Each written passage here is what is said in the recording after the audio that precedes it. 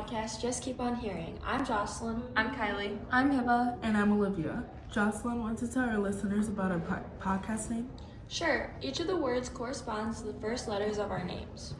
I love that. In today's episode, you're going to just keep on hearing about our thought processes on the Common App prompts.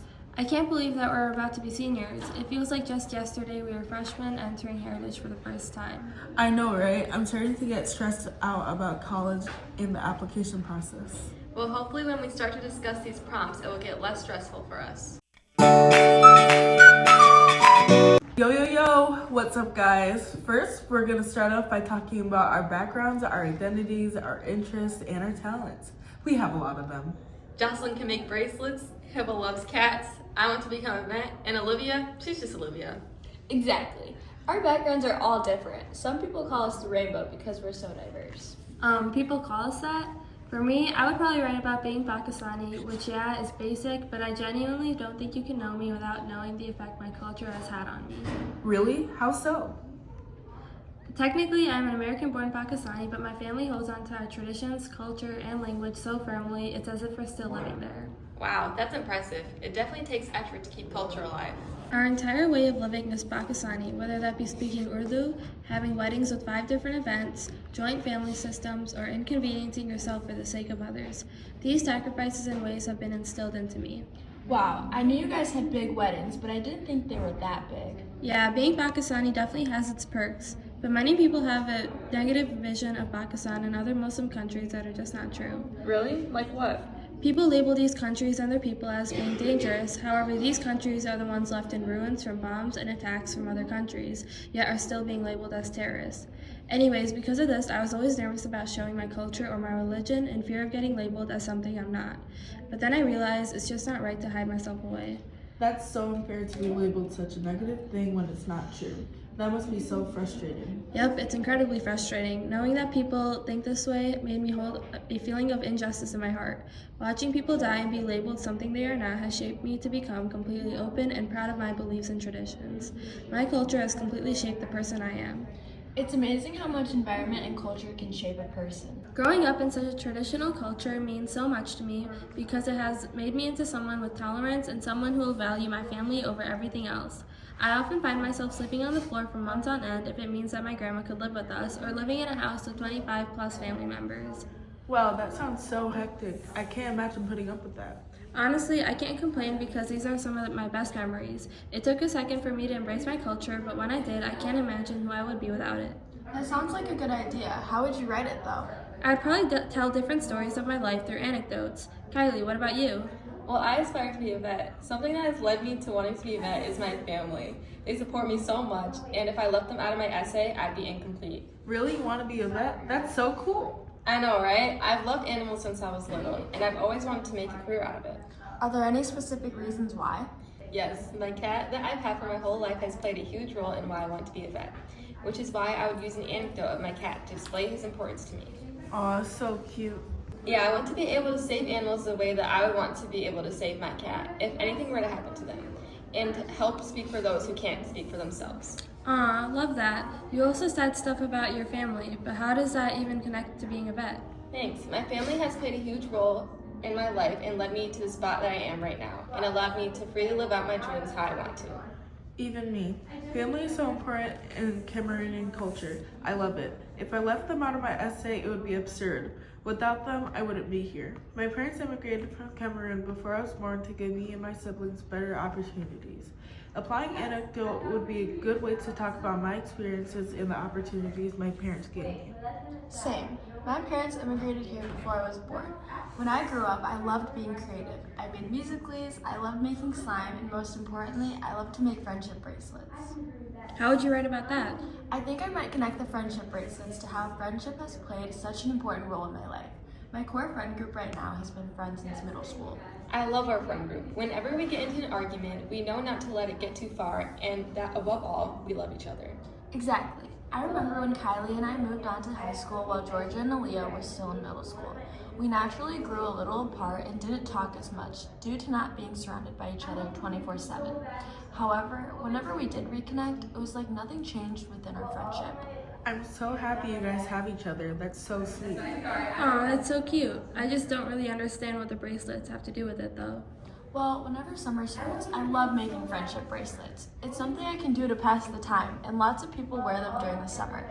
Whenever the season ends, I have more on my plate and stop making them. But every time summer starts back up, I get back into making them, and it's like nothing has changed. I still don't get it. Kylie. Basically, just like how her friendship never changes due to time, her bracelet making doesn't change either. Oh, I get it now. I loved how you connect the bracelet and friendship ideas together. Friendship would be a meaningful thing to talk about in your college essay. For my segment, I chose prompt number 6. Describe a topic, idea, or concept you find so engaging that it makes you lose all track of time. Why does it captivate you? What or who do you turn to when you want to learn more? So what captivates you so much, Jocelyn? Well, when I was little, I would constantly stay up at night scared about what would happen when I died. I know it's a little controversial due to religion, but for me, I never got deeply connected to any religion. In my religion, when you die, you either go to heaven or hell. Yeah, my parents are Buddhists, so they believe in reincarnation. They never really pushed Buddhism onto me, so I never got deeply connected to the belief of reincarnation. When I was younger, I was so scared about dying and that my mind and vision would just go black. Wow, how did you get so interested in this? I really don't know. I think from a young age, I was very independent and mature. I always thought about my future and about what was in store for me, especially since mass shootings at schools have become more prevalent in our childhood. I think they made me more scared about if anything like that would happen to me. I totally agree. It's honestly hard to believe sometimes that those situations could happen to us, and heartbreaking to me how we need to prepare for them. Is there anyone you turn to learn more about this? Honestly, this topic always gets me a little scared, so I don't really talk to anyone about it. When I get these thoughts, I just try to push them away and surround myself with things that make me happy, like my friends and family. Okay, well, this is getting a little sad now. Let's have Olivia take it over with her prompt now. For my essay, I chose to go with prompt 2, which is about overcoming obstacles and learning from failure. Wow, that's so inspiring. Thanks, Hibba. What would your obstacle be then? My obstacle would be a heartbreaking moment. What happened? I missed a goal during a soccer game. That's all? I didn't just miss it. I sent the ball to outer space. I was humiliated. I aimed for top bins and instead hit what Gracie described as a scoop of doom and despair. Only thing I like scooping is ice cream. Right. Oh. As I was saying, the ball hitting the football pole echoed across the field like it was announcing my failed attempt at a shot. I was so embarrassed. It isn't as embarrassing as not being able to fly a kite at 50 though. You're right, but this was so much more important. So what are you actually going to write about? Basically how that miss made me doubt myself, but then I had to lock in and move on and keep going anyway. That's nice character development within your essay. Yeah, I'd make a hook with the sound of the ball smashing the pole, sort of like a boom, like the sound of my confidence shattering. That's fire. Then I'd use that as a metaphor for life. Sometimes life launches your dream directly into a yellow metal pole. They should put that on one of the signs they hang up in the bathroom. Yes! Then I talk about how suddenly Gracie crossed the best ball I've ever seen in my entire life. And I suddenly realized my story is not over. Just minutes later, the ball appears in front of me again, almost like fate itself was telling me to redeem myself. Like the soccer gods are speaking to you. And I score! I wish I was there, but I'm a chud. Cinema. Absolute cinema. But why would this be a good college essay though? It shows resilience and emotional depth.